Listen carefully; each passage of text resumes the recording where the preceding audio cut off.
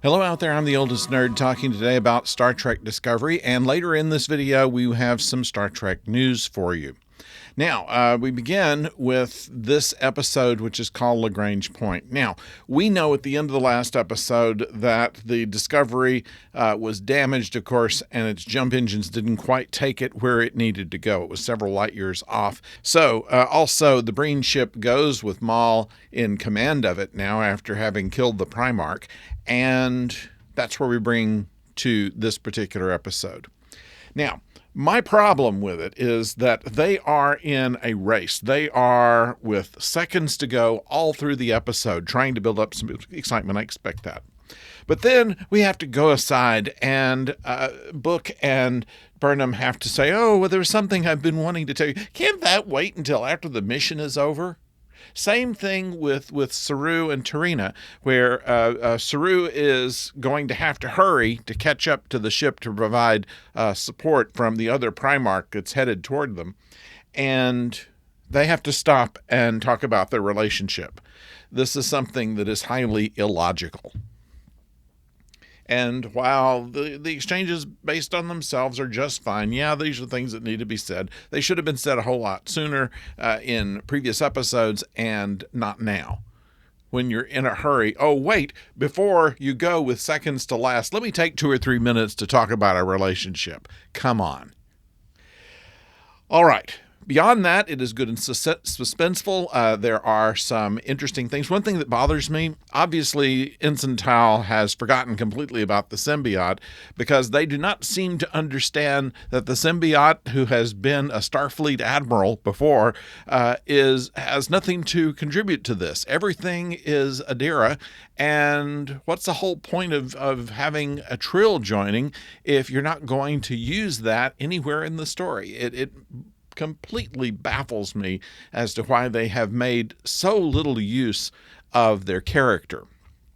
And it's all this, and once again, they're at the very edge of time having to put things together, and that's when the doctor goes and says to Stamets, well, how are you doing? And he steps back, well, we're trying to figure this out, and we only have seconds to do it. Get off of that. Talk about it after you've done it. Bothers me. Beyond that, it's enough suspense to it. They have the progenitor's tech now at hand, and Maul puts the key into it like you expect her to, and what they see inside is not what they expect. And so, because of the information that only Burnham has to unlock it, they, of course, beam aboard. They have Reese and Adira on the bridge, and they have Burnham and Book in engineering, or the shuttle bay, where the tech is. And there's a lot of tech speak here, and let's try to rejigger the hoodle doodle and then reroute the ducks or something. And okay, fine. And of course, before and some great special effects here, I have to say. And in this part, it's something that puts you on the edge of your chair. I'll give you that. And of course, cliffhanger to what I assume will be the last episode next week, in which we have everybody pretty much tied up. We've managed to get the supporting characters in okay shape, but we don't know what's happened to the captain. Even though that this is going to be the last season, they didn't know that when they were doing this. So my guess is the captain survives this. So it's a matter of what they do in order to make this believable. However, I think that too much time has been wasted on this. They could have ended the entire series with this episode instead of having to stretch it out with interpersonal relations scenes.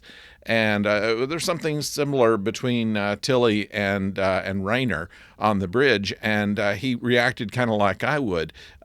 There's a wonderful line there, which I'll give. He said, Tilly, if the two of us were in a foxhole together, I wouldn't kill you, except for the fact that you're always giving me this stupid touchy-feely stuff. I feel the same way.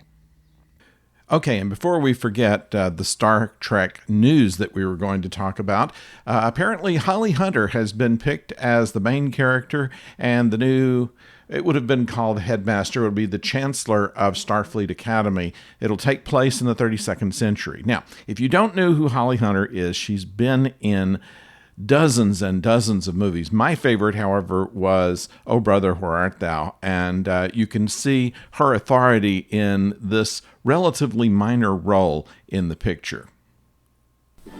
I've spoken my piece and counted to 3. I love the line, I've made up my mind and counted to 3.